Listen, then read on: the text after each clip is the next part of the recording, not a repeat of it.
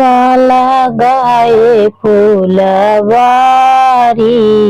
हाँ सीताराम से भजो अरे आंगने लगाए फुलवारी।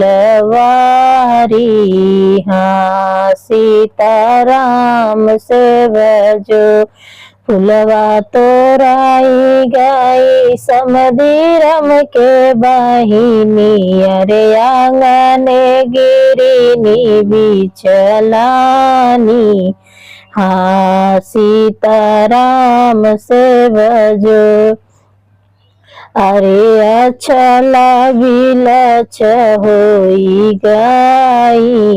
हाँ सीताराम से भजो ओ बाहरे से आवाई हमारे कवने रामा छिनरऊ के देहन उठाई। हाँ सीताराम से भजो अरे आंगने लगाए फुलवारी।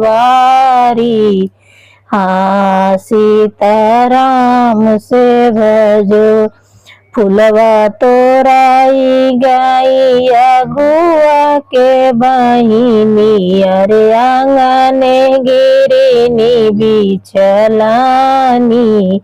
हाँ सीताराम से भजो अरे अछला बिलछ होई गई। हाँ सीताराम से भजो ओ अरे आंगने गिरिनी बिचलानी।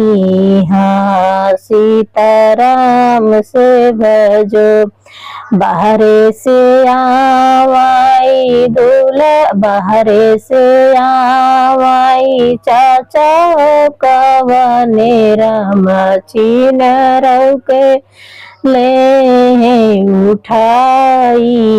हाँ सीताराम से भजो अरे छिनरऊ के ले उठाई। हाँ सीताराम से भजो अरे आंगने लगाए फुलवारी। हाँ सीताराम से भजो फुलवा तोरन गई जेठऊ के बहिनी। अरे अंगूरी गिरिनी बिचलानी। हाँ सीताराम